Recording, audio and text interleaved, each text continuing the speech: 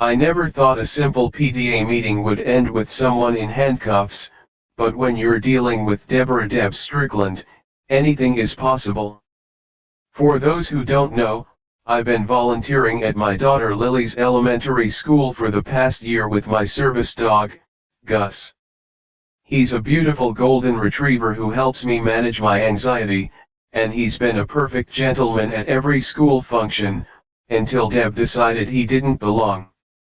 Deb Strickland wasn't just any parent at Oakwood Elementary.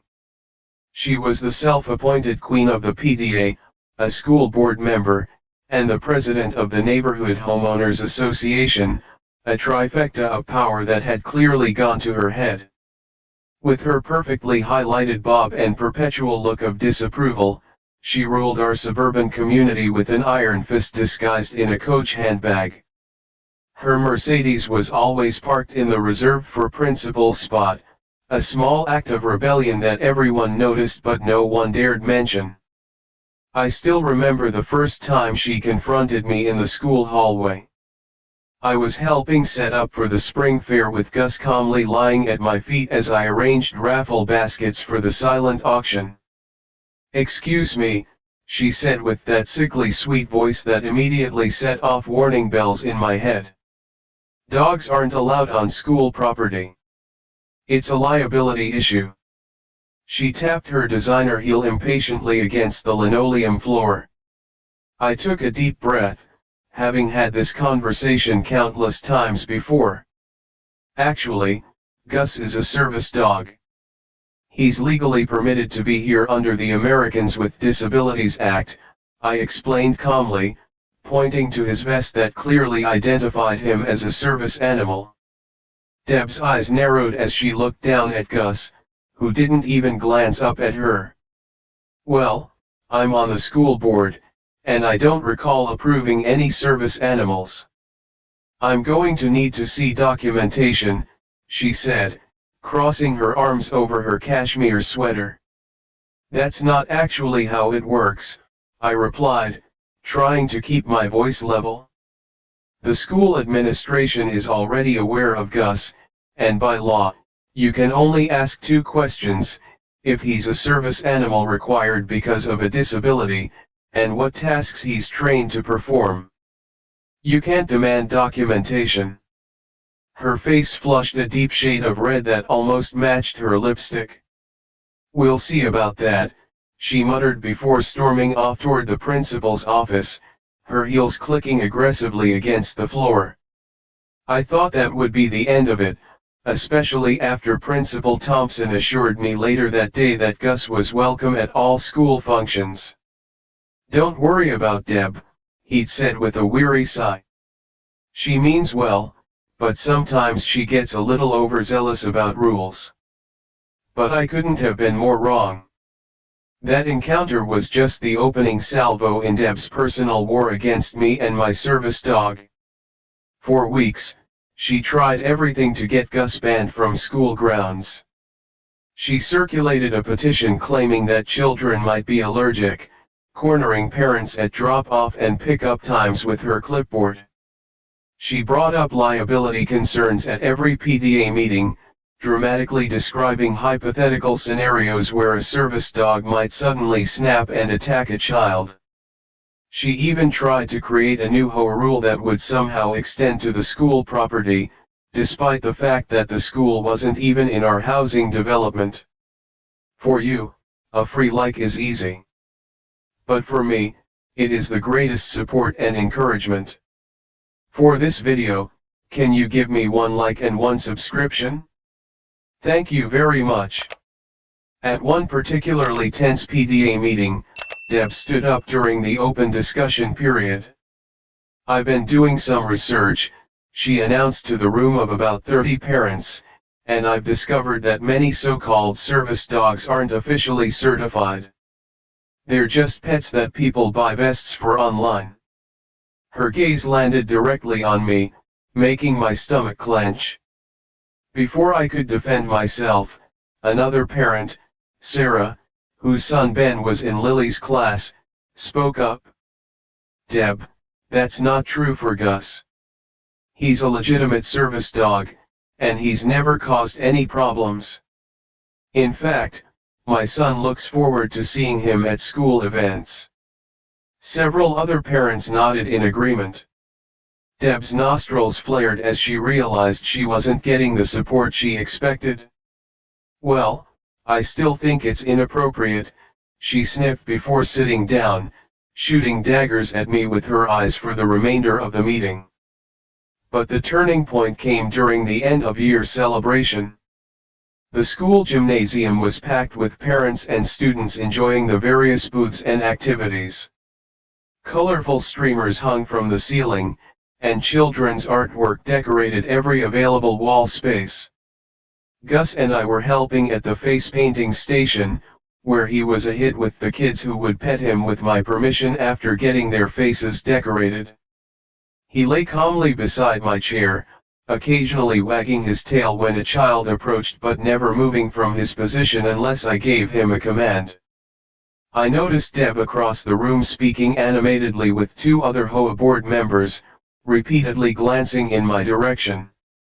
Her expression was thunderous, and I felt a knot forming in my stomach. Pressed against my leg, exactly what he was trained to do. "Just ignore her," whispered Melissa, another parent volunteer who was helping at our station. "She's just mad because her motion to ban non-hypoallergenic pets from the neighborhood got voted down at the last HOA meeting." I nodded, trying to focus on the butterfly I was painting on a kindergartner's cheek, but it was hard to ignore the daggers Deb was shooting my way, especially when she started making her way toward us, clutching her oversized purse like it contained the nuclear codes, her two HOA cronies following a few steps behind. "I need to speak with you," she said through clenched teeth, "alone."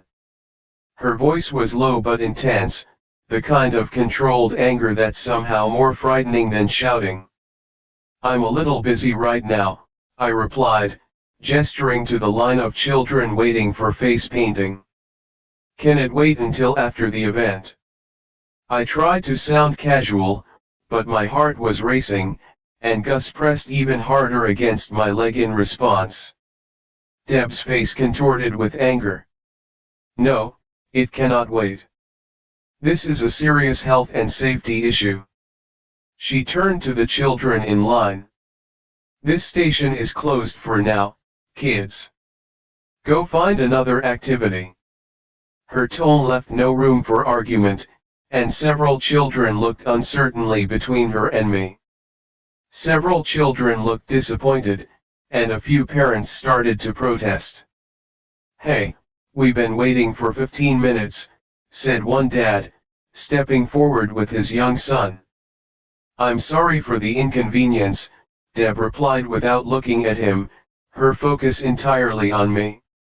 "This is a matter of student safety." I felt my face burning with embarrassment.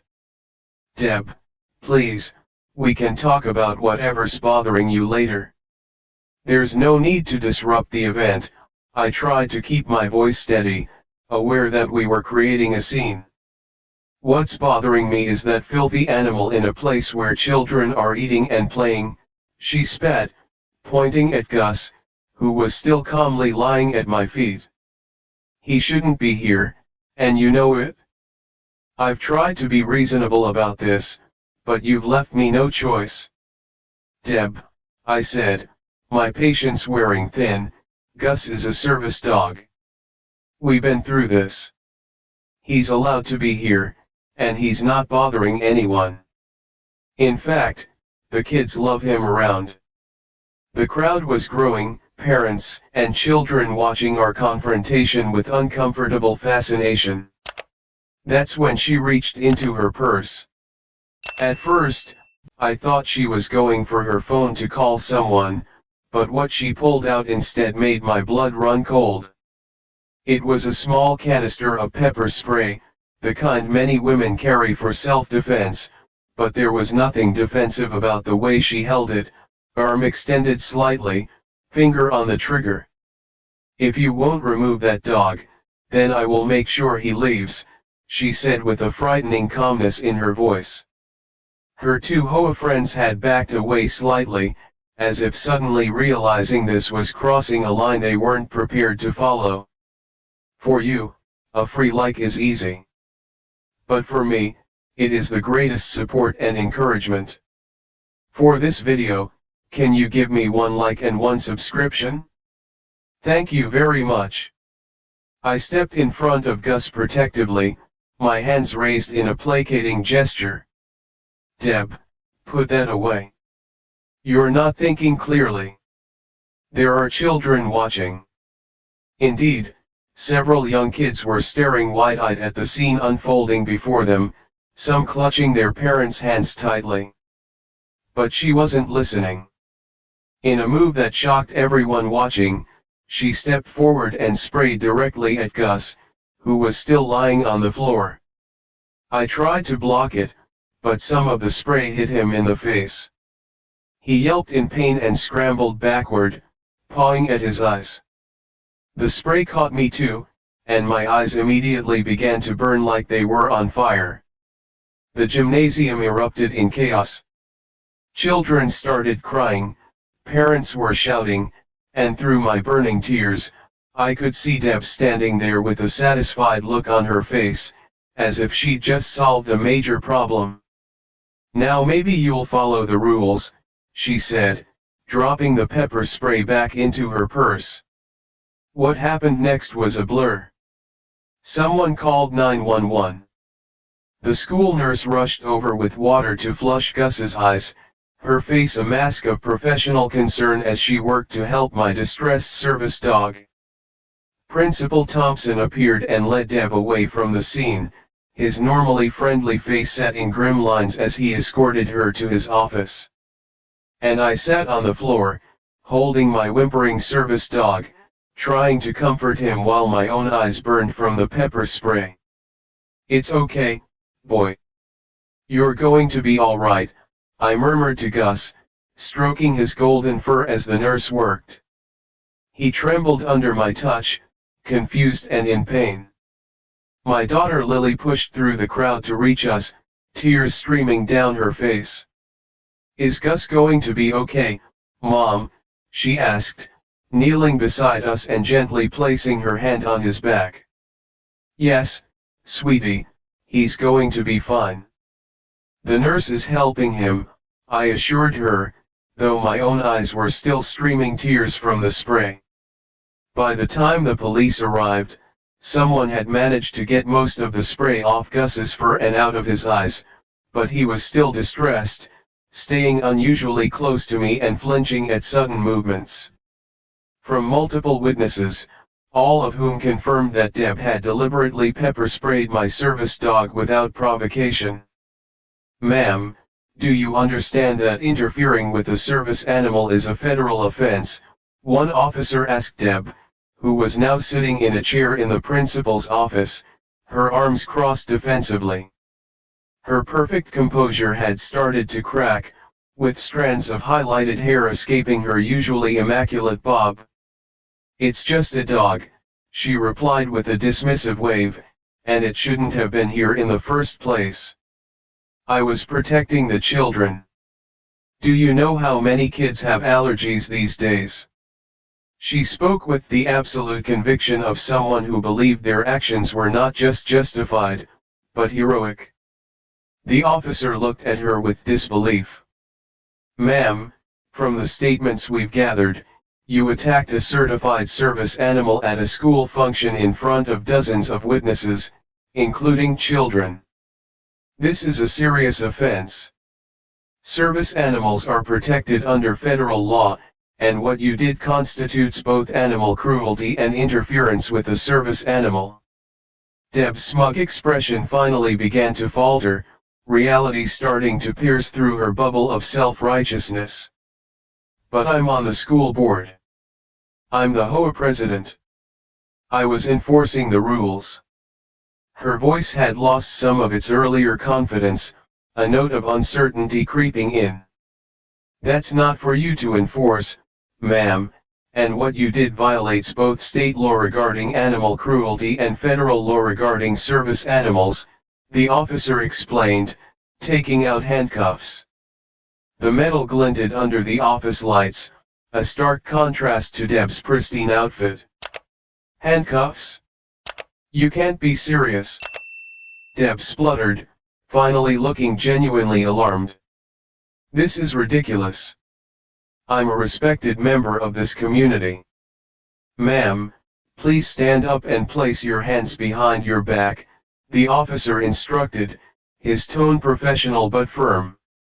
I'll never forget the look of utter shock on Deb's face as the officer read her rights in front of the entire school community. She kept looking around as if expecting someone to jump to her defense, but no one did. Even her hoa cronies had distanced themselves, pretending to be busy with cleanup duties at the far end of the gymnasium. As they led her out to the police car, she kept repeating, "Do you know who I am? I'm the president of the Homeowners Association. You can't arrest me for this." Her voice echoed through the now quiet gymnasium, most of the festivities having ground to a halt after the incident.